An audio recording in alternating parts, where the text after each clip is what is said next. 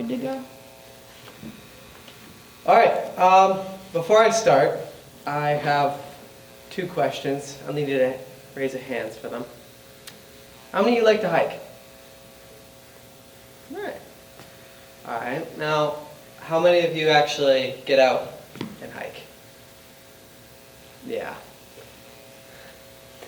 My project I initially started was to be designed around getting people to hike more. It's simple, especially compared to some of the other projects I've seen, but humble. I love hiking. I love it.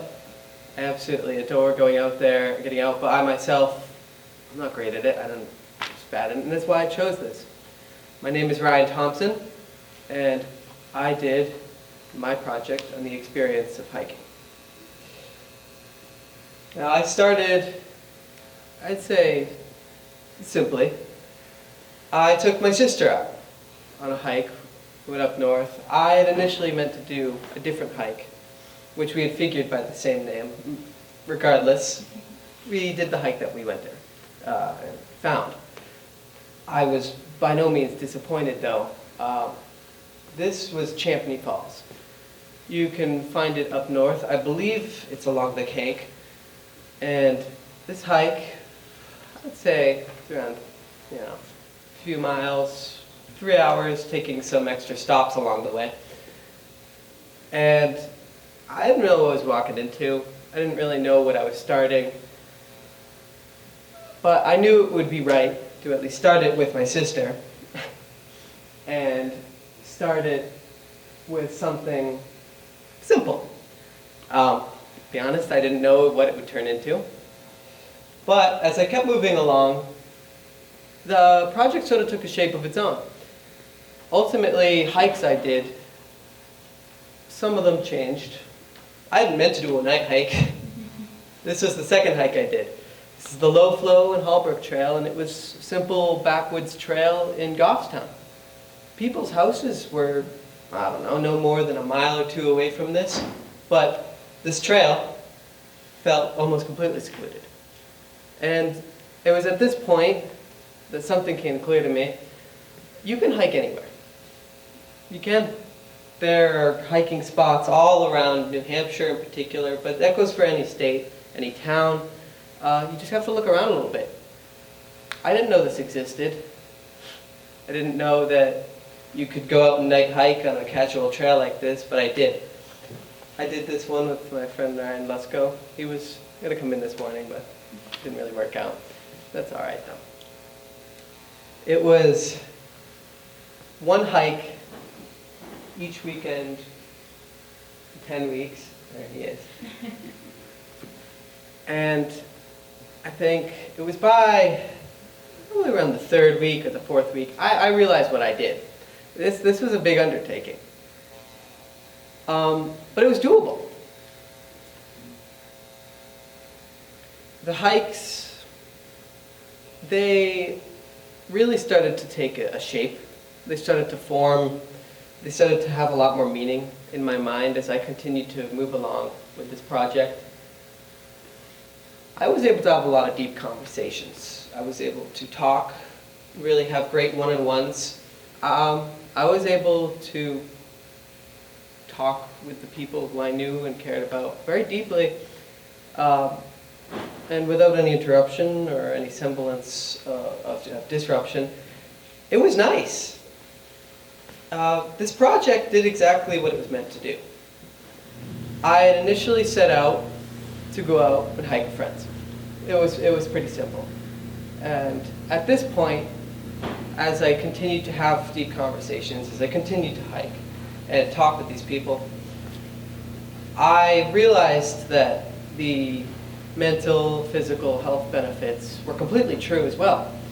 And so my project shifted a little, and so it was bringing people out on a hike, but also highlighting mental pros of doing this. And that was what my research project was based upon. Ultimately, I ended up creating a website for which I collected research information on mental benefits, some of the aspects of people hiking who have asthma. The hike that we saw just beforehand was a hike I did with a good friend Caleb. And Caleb has had asthma for a long time. Some of you may know that, some of you may not. He's an avid hiker. He hikes, but he has asthma. And I think speaking with him on that and getting some notes and then expanding upon that with my research and my projects, it was just kind of a growth in understanding, because this is more than like a hobby for some people. For Caleb, being outside, being active, is kind of his life. He loves it. It's what he does. I mean, he has done biking at Highland Bike Park for years, and despite that, he has had asthma all this time. That never stopped him. He continued to go on and hiked, biked, done whatever he does outside for all this time. And so that was a big part. And so every single hike I did, for all of these 10 weeks, it was like a new revelation was upon each one. And this grew from what could have questionably felt like an excuse to go out and hike with friends, into something a whole lot more. I'm so glad I did this project. This meant a lot to me. And furthermore, there's history. New Hampshire has a lot of history. And so there was a lot to learn, more than just physical, mental, but also a bit about New Hampshire. That is the wreckage of a B-18 bomber in Woodstock, New Hampshire. Never in my life would I have ever thought that there was World War II bomber wreckage up in Little Woodstock, New Hampshire, but there is. And it's right in the side of Mount Waternomy. This plane went down during World War II. This was no failed test. It was no accident with a plane years later. This is from that era. And this went down due to a snowstorm. As it turns out, it was January 14th, 1942. This plane was out hunting for Nazi U-boats. This was out on the water. It launched out of Massachusetts and was armed, rigged for war with 300-pound firebombs. It was hunting for U-boats. On its way back, it ran into a snowstorm, nasty nor'easter, and they were sent off course. Eventually, they traveled over lights, and they knew it was obviously a town. They figured it was Providence, Rhode Island. As it turns out, what they saw was Concord, New Hampshire. But believing it was Providence, they rerouted north, and ultimately, what they ended up doing was flying straight into Mount Waternomy up in New Hampshire, in the White Mountains. That was a lot to learn. I didn't expect I'd see so much out of this. Frankly, when I saw that there was a crash site, I figured I'd see a plane. But this was beyond that. This was like, there was decimation. And believe it or not, 5 out of the 7 crew members here did survive. There was a lot to learn. This had a lot of history. And so, as I continued on, I started to look for hikes with history behind them. I started to look for hikes with meaning. This one was, I think, a little simpler. I did this after the hike up to Waternomy with my friend Nick, there on the left. This was the Oak Hill Fire Tower. It's in Concord, just outside of Concord, and it's a similar trail to the Low Flow and Hallbrook Trail that I found in Goffstown. A little backwoods trail. It was simple, and there really wasn't too much else to comment on for it. But the fact is that it was another hike that we could visit. There were people walking their dogs on it. There were people casually moving around. And I loved it. I did. And as simple as a hike as it was, that little view from the top of that tower, looking down, seeing the people having a picnic, that was great. And then things started to step up a little. On the left, I have dear friend Rafe. There's Anne, obviously, you all know her, and myself. We all went up to Mount Monadnock. We mistook Mount Monadnock. Back in 8th grade, some of you might remember doing a hike. We did Mount Major. I was mistaken. I thought that was the same hike. We did Monadnock instead. Monadnock is an over 3,000-foot mountain, and was something I was not totally prepared for at the time. But we did it. And I adored that hike. I could see for miles around. The view on top of some of these mountains was, I think, difficult to describe. It's something you'd only have to go out and do on your own. But it was beautiful. Ultimately, this project set out to hike with other people. I used it to gather friends and go out on hikes. That previous one was the first with more than just 2 people. And beyond that, it spread. There was Dylan and Annie. We did Iron Mountain. Iron Mountain is up Jackson, and that has some history behind it too. And even some of my own personal history. I tried to tackle Iron Mountain once, and I'd say I failed. I made it to the top, but past the top, there's an overlook that I never discovered. This was redemption. I came back for it with Annie and Dylan, and we did it. We continued on. We found that overlook, which is, I believe, in the previous photos. And it was at this point, my hike started to gain a lot of popularity.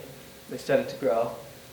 This was my first real big group hike, and I believe there were five, 6 of us total.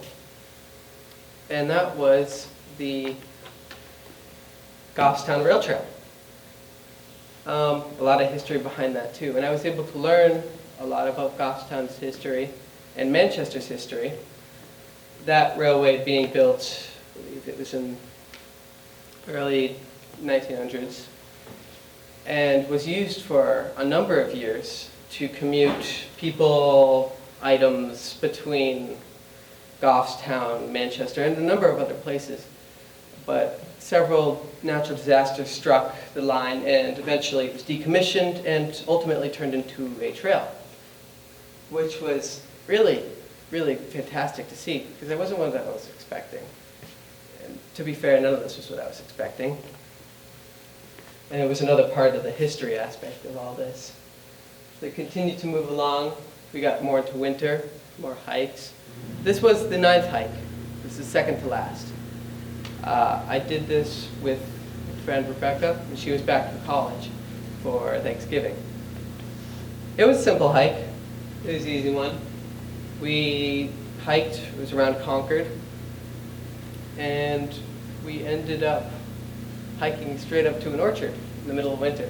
That was kind of cool. To be fair, I wouldn't consider that there was much that happened on this hike, but it was a great prerequisite to the final hike. I did the last hike with Stephen Thorne. A lot of you know him. He's become notorious for some. This hike, I think, was arguably one of the most meaningful to me, both because I got to speak with my friend and get a deep understanding, but it put a nice tie on this project and everything I'd done so far.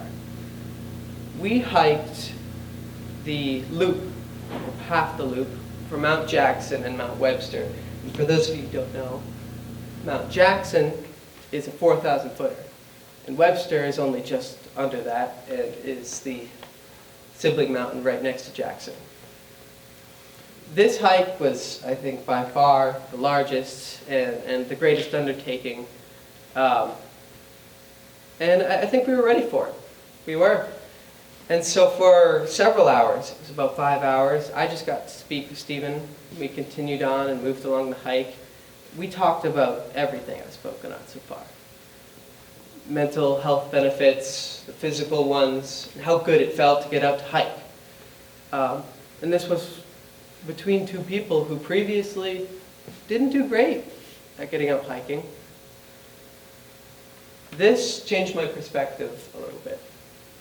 And honestly, this project I don't think I would have done it any other way. I'm very happy with what I have here and how it turned out. I took all the hikes, all this information, all my thoughts, and whatever else I gathered, and I've put it onto a Google Sites. I'm still completing the Google Sites, but I should have it published, and I'll figure it out in the next week or so. And that would be the collection for all of these hikes, where there was information on their locations, general knowledge of the hikes, so that some of you, if you were willing to, would go out and try to hike on your own. Hiking is meaningful. There's a lot to hiking. I think it's important. I think more people should try to get out and do it. But don't just take it from me. Take it from the people who I hiked with. Take it from these pictures. Take it from New Hampshire. We live in New Hampshire. We live in the White Mountains. There are hikes everywhere. So I implore you, try hiking. That's all.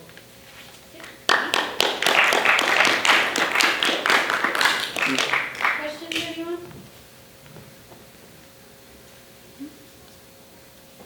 All right. No, thanks, Ryan.